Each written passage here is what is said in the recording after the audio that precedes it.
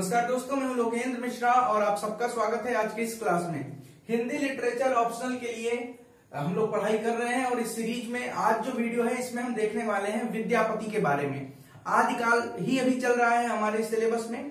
आदिकाल का भी हो सकता है एक या दो वीडियो और आएगा, तब आदिकाल पूरा होगा हमारा, क्योंकि हम 25 से 30 मिनट का ही एक वीडियो अपलोड कर रहे हैं। तो इसके हिसाब से देखा जाए तो अगर 5 वीडियो भी अपलोड करते हैं तो तब जाके हो पाएगा। तो चलिए शुरुआत करते हैं। आज जो हमें पढ़ना है वो पढ़ना है विद्यापति के बारे में।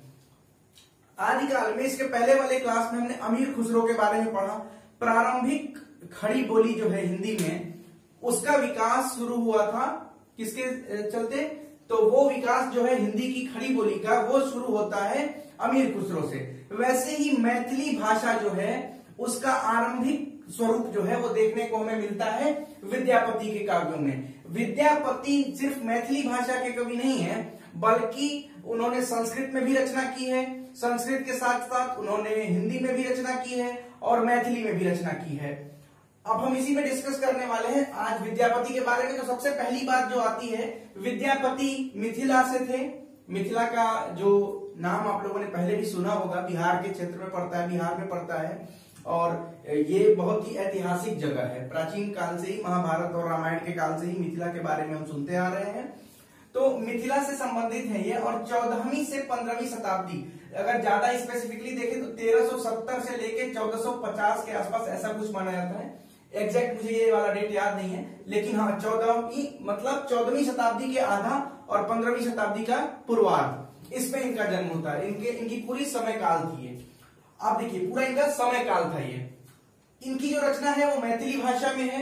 मैंने बताया है कि 11 रचनाएं इनकी संस्कृत में है और 3 रचनाएं हिंदी में है।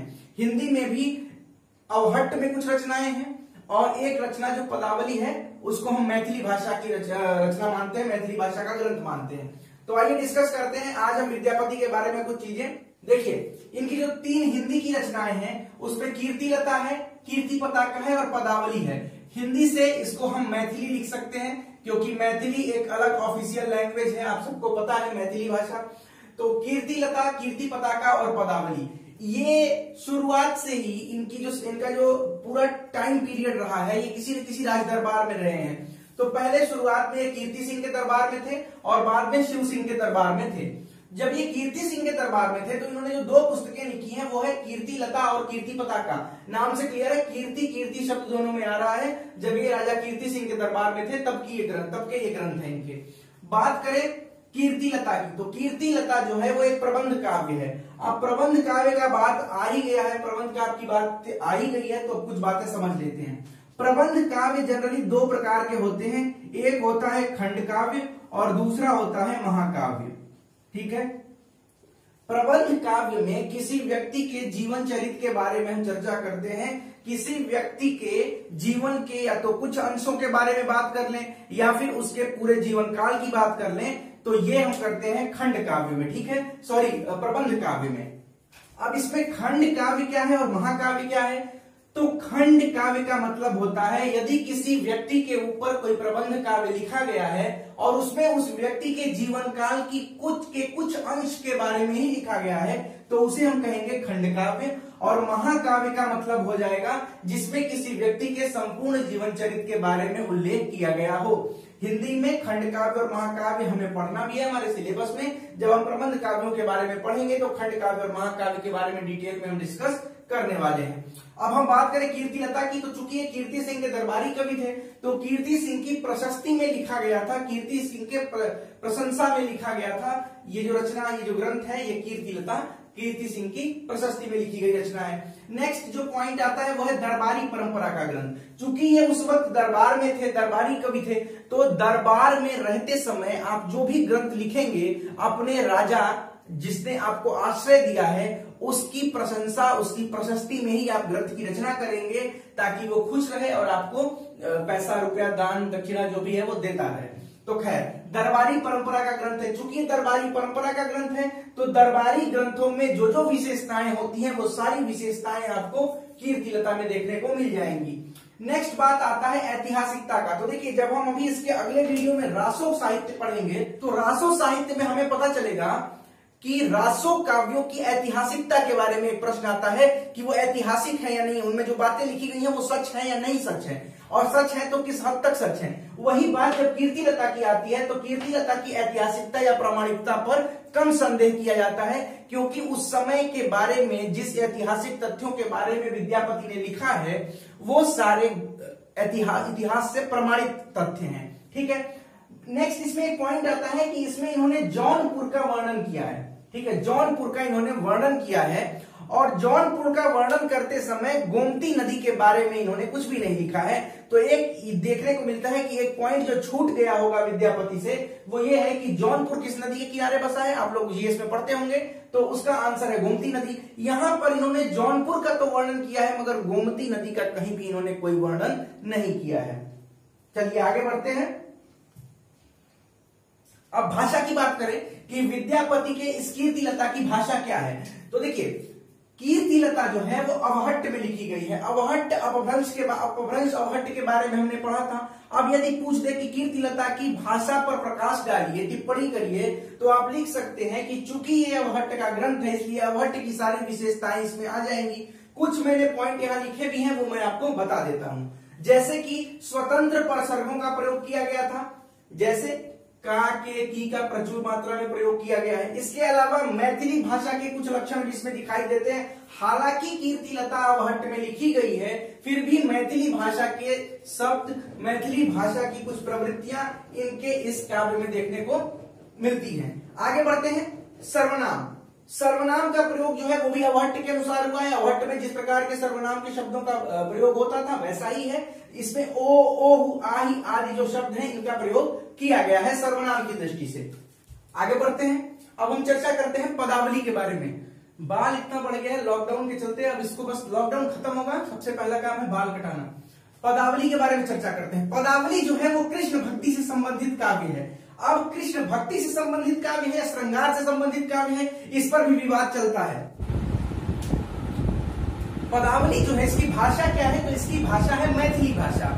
मैथिली साहित्य जब आप पढ़ेंगे, यदि आप में से कोई जो मैथिली भाषा लेगा, मैथिली साहित्य ऑप्शनल लेगा यूपीएससी या बीपीएससी में, उसको इनके बारे में ज्यादा पढ़ना है। हालांकि सिलेबस में तो यूपीएससी के हिंदी साहित्य के भी है, इसलिए हमें भी पढ़ना है। तो मैथिली भाषा का जो आरंभिक स्वरूप है वो पदावली में देखने को मिलता है। अब आरंभिक स्वरूप से मतलब ये है कि क्या मैथिली भाषा जिसमें पदावली की रचना की थी विद्यापति ने आज भी वैसी ही है, तो इसका उत्तर होगा नहीं।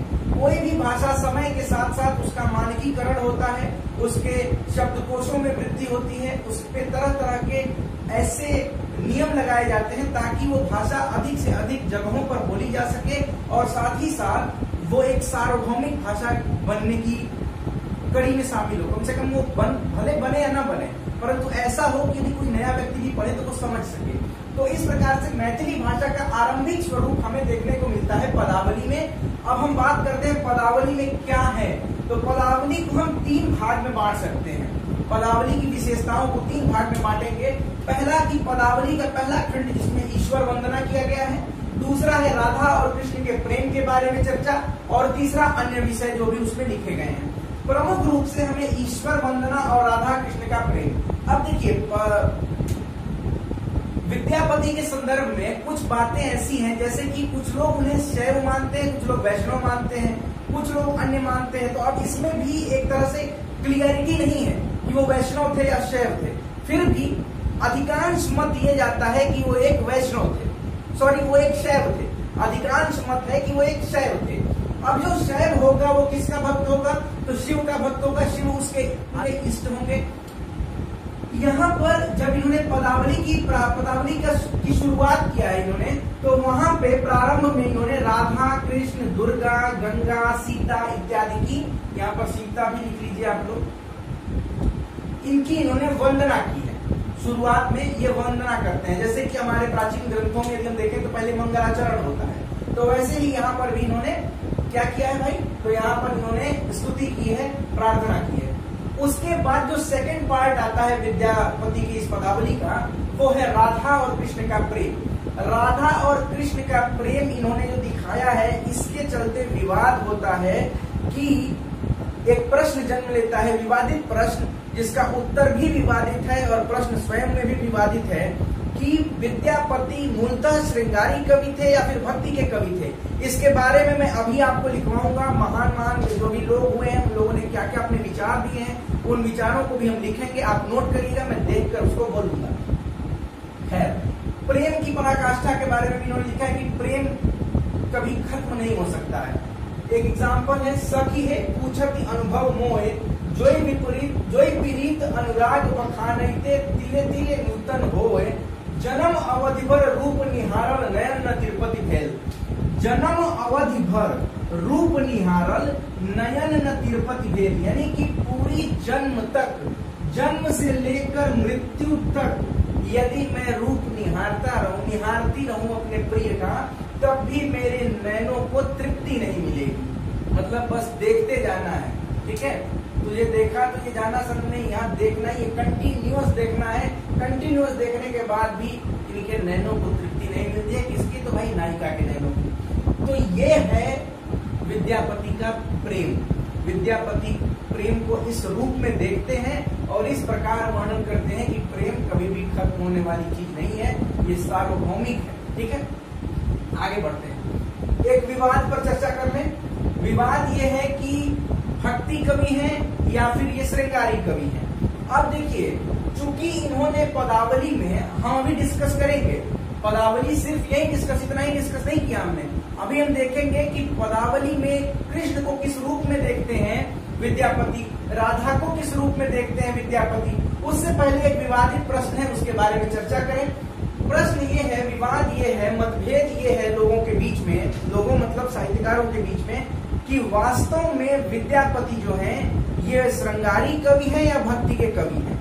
सबसे पहला जो 3 नाम लिखा है, शुक्ल जी, राम कुमार वर्मा और बच्चन सिंह, इन लोगों ने कहा कि भाई विद्यापति जो है वो पूरी तरह से श्रृंगारी कवि हैं, इनका भक्ति से कुछ भी लेना देना ही नहीं है।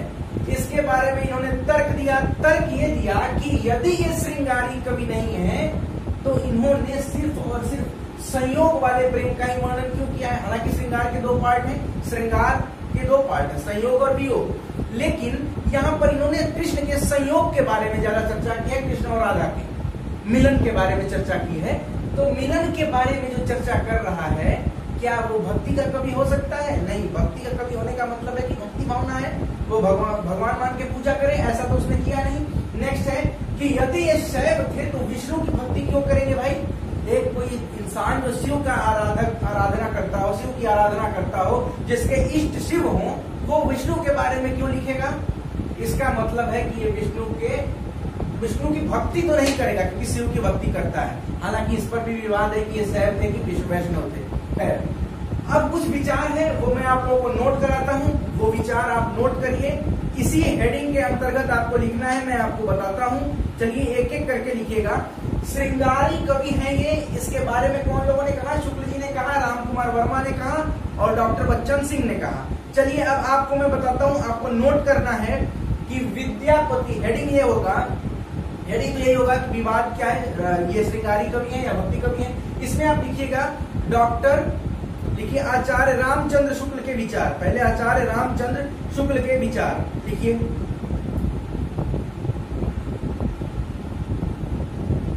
लिखिए, आध्यात्मिक रंग के चश्मे आजकल बहुत सस्ते हो गए हैं। शुक्ल जी कह रहे हैं विद्यापति के बारे में कि ये भक्ति के कवि है या श्रृंगारी कवि है। इसके संदर्भ में अपना तर्क देते हुए शुक्ल जी कहते हैं, आध्यात्मिक रंग के चश्मे आजकल बहुत सस्ते हो गए हैं। उन्हें चढ़ाकर जैसे कुछ लोगों ने गीत गोविंद को आध्यात्मिक संकेत बताया है, वैसे ही विद्यापति के इन पदों को भी आध्यात्मिक बताया है। विद्यापति शैव थे, इन्होंने इन पदों की रचना श्रृंगार की दृष्टि से की है। विद्यापति शैव थे, इन्होंने इन पदों की रचना श्रृंगार की दृष्टि से की है, भक्ति के रूप में नहीं। नेक्स्ट आगे कहते हैं, विद्यापति को कृष्ण भक्तों की परंपरा में नहीं समझना चाहिए। विद्यापति को कृष्ण भक्ति की परंपरा में नहीं समझना चाहिए, क्लियर बताते हैं आचार्य रामचंद्र शुक्ल के ये विचार हैं। आगे लिखिए डॉक्टर राम कुमार वर्मा के बारे में। डॉक्टर राम कुमार वर्मा के विचार क्या थे, नोट करिएगा।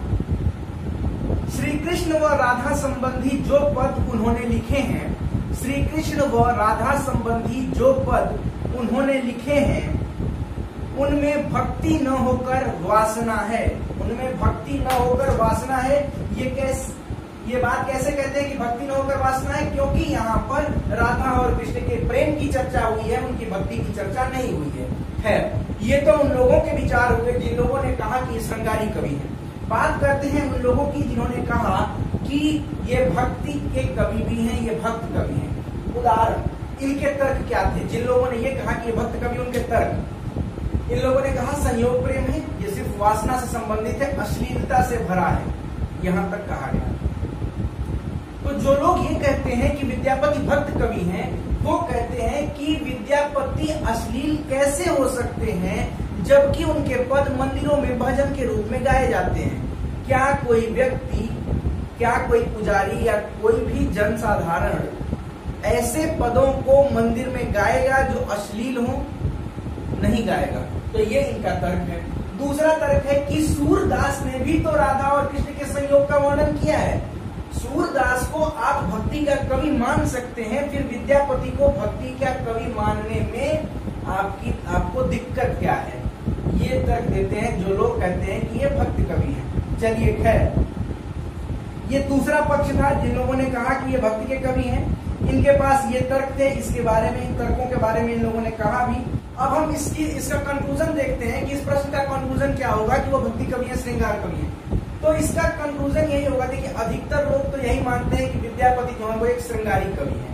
तो कुछ लोग इसका कंक्लूजन इस हिसाब से भी दे सकते हैं कि वो श्रृंगार के ही कवि थे मूलतः। आचार्य शुक्ल, राम कुमार वर्मा और बच्चन सिंह की बातों को सुनकर उनके उक्तियों को यहाँ लिखकर वो लोग इम्प्रूव कर सकते हैं। मगर फिर भी एक जो संतुलित कंक्लूजन होगा वो ये हो सकता है कि चूंकि ये प्रश्न विवादित है, इसका अब तक कोई सर्वमान्य हल नहीं निकल सका है कि विद्यापति वास्तव में भक्ति के कवि थे या श्रृंगार के कवि थे, परंतु फिर भी उनकी रचनाओं को देखने से ये समझ में आता है कि प्रेम और भक्ति दोनों का समन्वय विद्यापति की रचनाओं और काव्य में है। इसलिए विद्यापति को सिर्फ श्रृंगार का कवि मानना या सिर्फ भक्ति का कवि मानना उचित प्रतीत नहीं होता है। अतः हम विद्यापति को प्रेम और भक्ति दोनों के समन्वय वाले काव्य के रचयिता के रूप में देख सकते हैं। नेक्स्ट, अब देखिए ये क्यों ऐसी सारी चीजें क्यों ऐसे समझ में आएंगे। देखिए, हुआ क्या, विवाद इसलिए हो रहा है कि वास्तव में श्रृंगार का स्थायी भाव क्या है? तो रति है। श्रृंगार का स्थायी भाव है रति, और भक्ति का स्थायी भाव जो है वो भी रति है, मगर ईश्वर विषयक रति हो जाता है। जहां पर ईश्वर से रति हो जाए, ईश्वर से प्रेम हो जाए, वो भक्ति हो गया। और जहां किसी मनुष्य से प्रेम हो गया, वो श्रृंगार हो गया। मनुष्य या जानवर जिससे भी प्रेम हो जाए आपको, वो श्रृंगार है। अब श्रृंगार का वर्णन आप करते हैं तो कोई नायक या नायिका होगा। भक्ति का वर्णन करेंगे तो आप उस व्यक्ति को ईश्वर के समकक्ष ले जाकर खड़ा कर दें और फिर उससे प्रेम करें तो वो भक्ति हो जाएगा।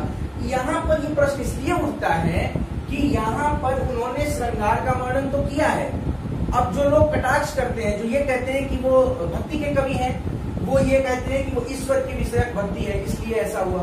कुछ लोग बताते हैं कि राधा और कृष्ण और कोई नहीं बल्कि आत्मा और परमात्मा है, और कुछ नहीं है, अन्योक्ति है, आत्मा और परमात्मा है, और इन दोनों के प्रेम या संयोग को लिख देना ही तो भक्ति है। और क्या है, इन्होंने कहा कि ये बिंब का प्रयोग किया है उन्होंने राधा और कृष्ण के रूप में, कि राधा और कृष्ण दोनों क्या है भाई, एक राधा जो है वो आत्मा हो गई, कृष्ण जो है वो परमात्मा हो गए, दोनों का मिलन करा दिया विद्यापति ने, यानी आत्मा और परमात्मा का मिलन कराया, मतलब भक्ति की उन्होंने, ऐसा कुछ लोग मानते हैं।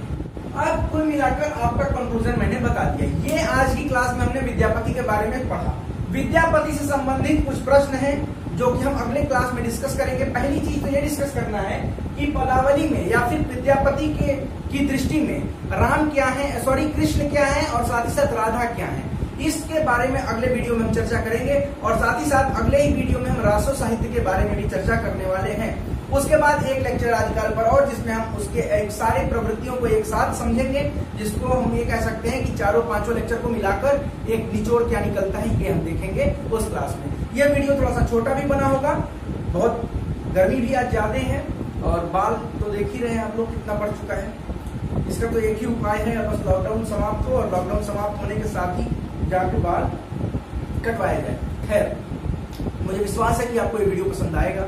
अगर अच्छा लगता है तो लाइक करें, कमेंट करें, शेयर करें, चैनल को सब्सक्राइब करें और नीचे डिस्क्रिप्शन में हमारे टेलीग्राम चैनल का लिंक है, टेलीग्राम से भी जुड़े। बहुत बहुत धन्यवाद आप सबका। Thank you so much.